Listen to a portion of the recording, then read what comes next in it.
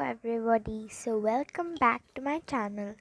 Today I'm going to read a novel that is Keeper of the Lost Cities. I will read a chapter in a video, and if I can, I will send videos every day for these chapters. So, Keeper of the Lost Cities by Shannon Messenger. So let's get started. Chapter 1. Miss Foster. Miss Sweeney's nasal voice cut through Sophie's burning music as he yanked her earbuds out by the cords. Have you decided that you are too smart to pay attention to this information? Sophie forced her eyes open. She tried not to wince as the bright fluorescence reflected off the vivid blue walls of the museum, amplifying the throbbing headache she was hiding. "No, Mr. Sweeney," she mumbled, shrinking under the glance of her now staring classmates. She pulled her shoulder-length blonde hair around her face, wishing she could hide behind it. This was exactly the kind of attention she went out of her way to avoid. Why, she wore dull colors and lingered in the back, blocked by the other kids who were at least a foot taller than her. It was the only way to survive as a 12-year-old high school senior. "Then perhaps you can explain why you were listening to your iPod instead of following along." Mr. Sweeney held up her earbuds like they were evidence in a crime, though to him they probably were.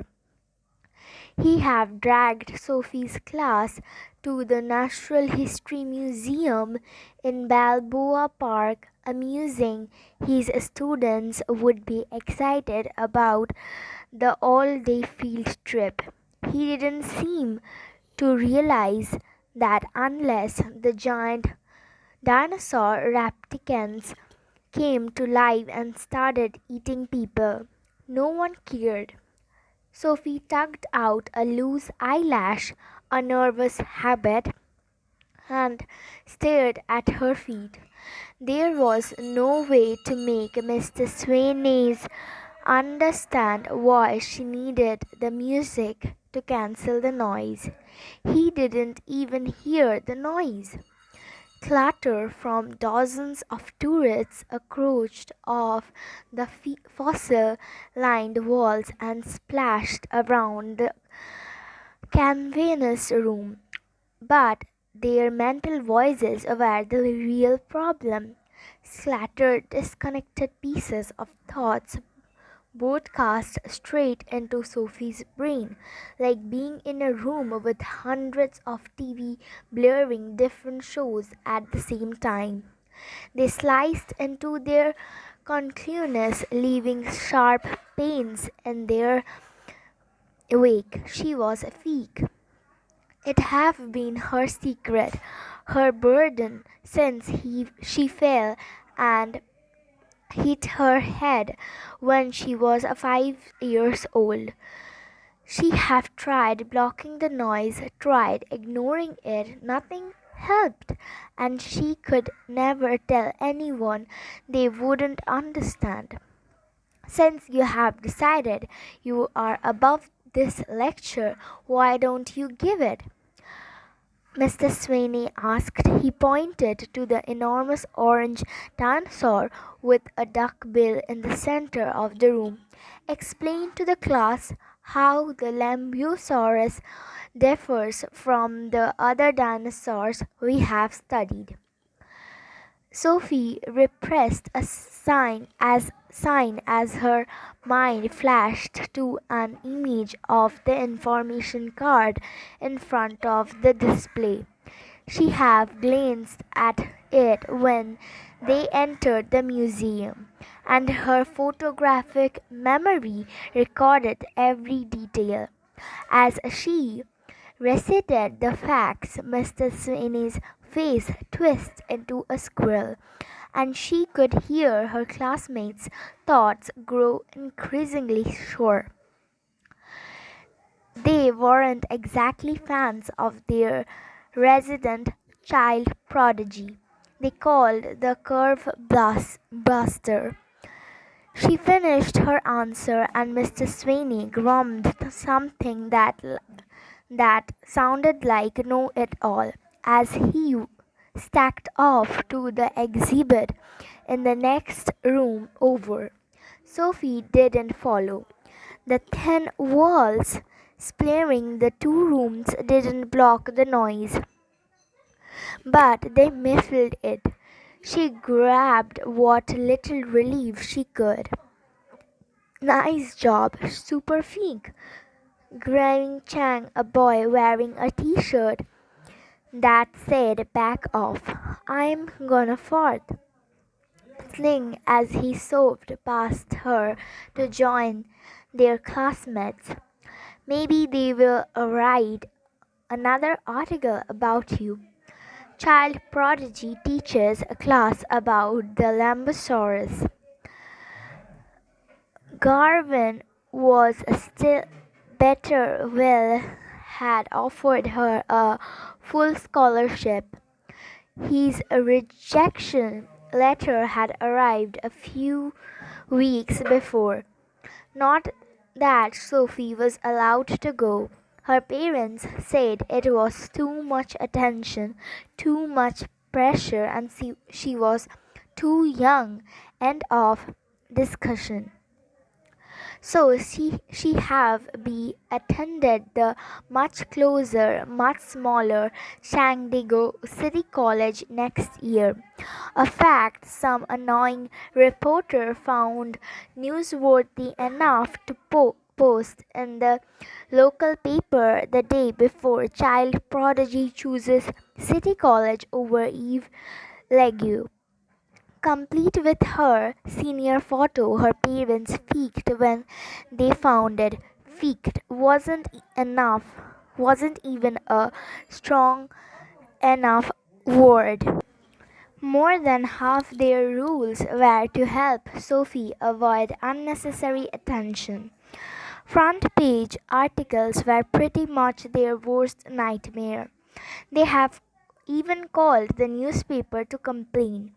The editor seemed as unhappy as they were. The story was run in place of an article on the arson terrorizing the city, and they were still trying to figure out how the mistake had happened.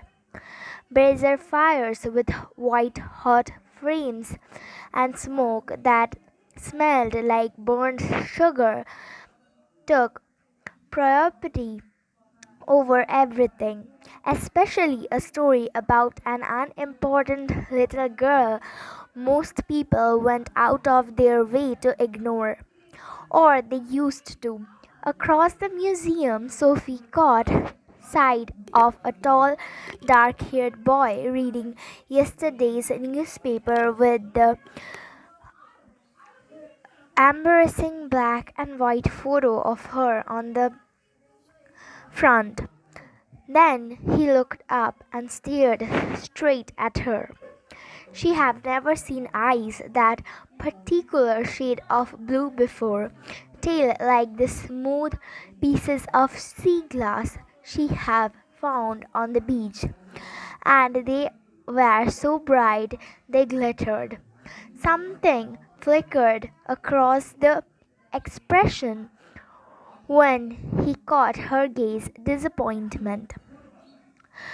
Before she could decide what to make it of, he shrugged off the display he have been leaning against and closed the distance between them. The smile flashed belonged on a movie screen, and Sophie's heart did a weird flickering thing. Is this you? He asked, pointing to the picture. Sophie nodded, feeling tongue-tied. He was probably 15, and by far the cutest boy she had ever seen. So why he was talking to her?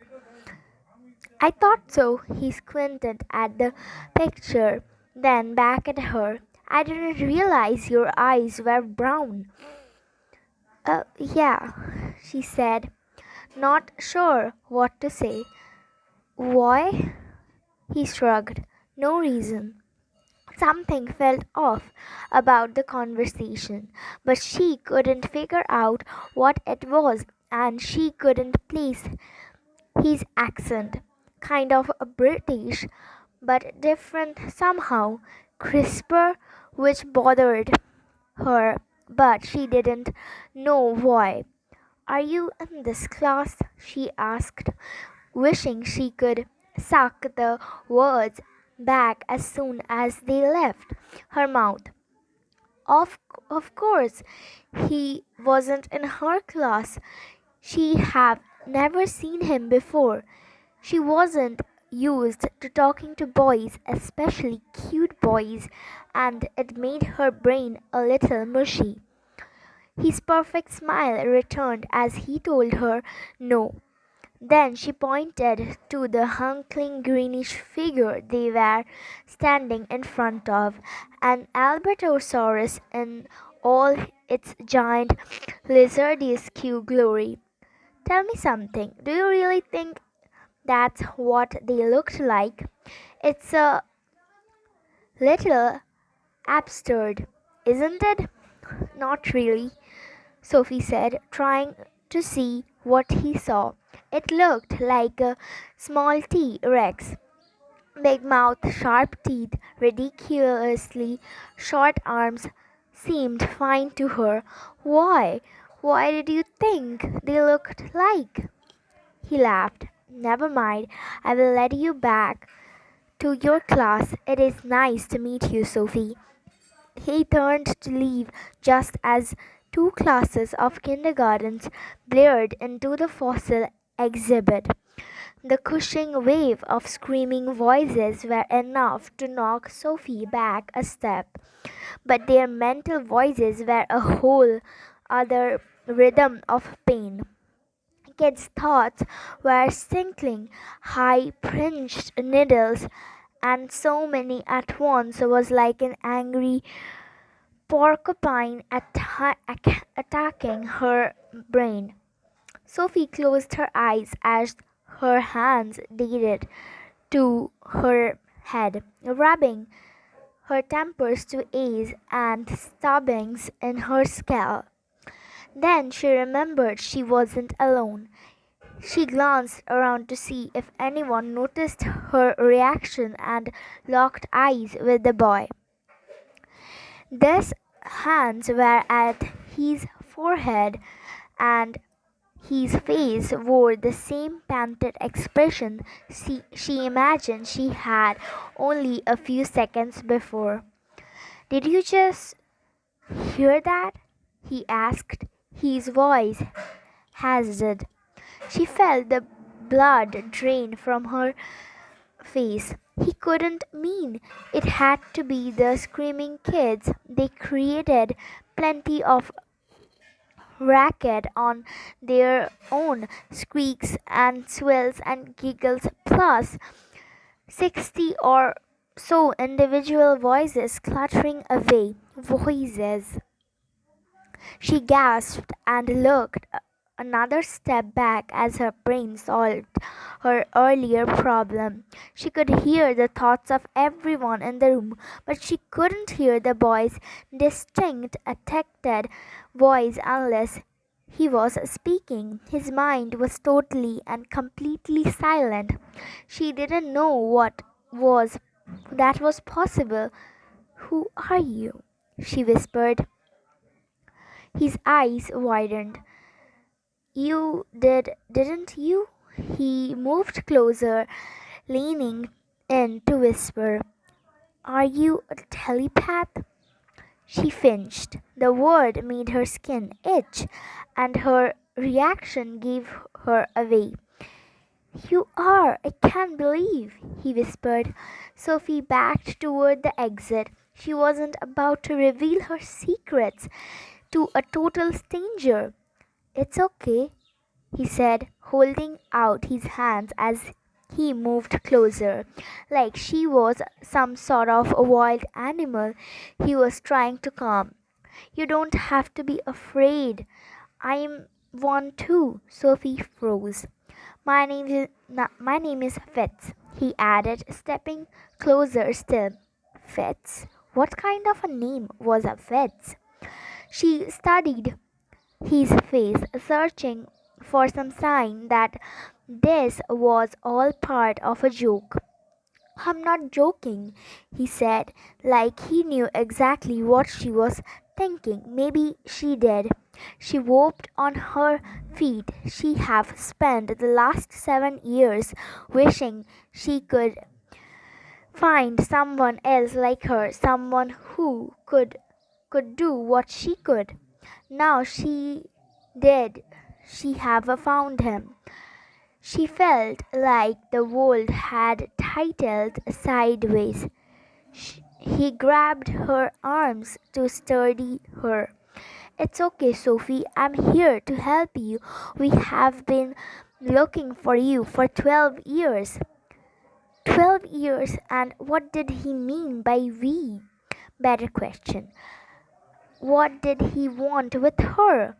The walls closed in and the room started to spin. Air. She needed air.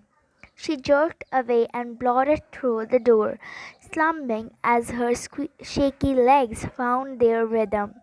She sucked in giant breaths as she ran down the stairs in front of the museum. The smoke from the fires burned her lungs and white bits of ash flew in her face. But she ignored them. She wanted as much space between her and the strange boy as possible. Sophie, come back! Fitz shouted behind her. She packed up her pace as she raced through the courtyard at the base of the steps, past the wild fountain and over the gassy knolls of the sidewalk. No one got in her way. Anyone was inside because of the poor air quality, but she could still hear his footsteps graining on her. Wait! Fitz called. You don't have to be afraid. She ignored him, pouring all her energy into her span and fighting an urge to glance over her shoulder to see how far back he was. She made it halfway through a crosswalk before the sound of screeching tires reminded her she didn't look both ways. Her head turned and she locked eyes with the terrified driver struggling to stop his car before it poured right over her. She was going to die. Chapter finish. That was an amazing and interesting chapter. I will meet in my next video with the second chapter of this novel. So thank you so much for watching. Don't forget to click like, share and subscribe button, and of course leave a comment about your compliment about this story. So bye bye.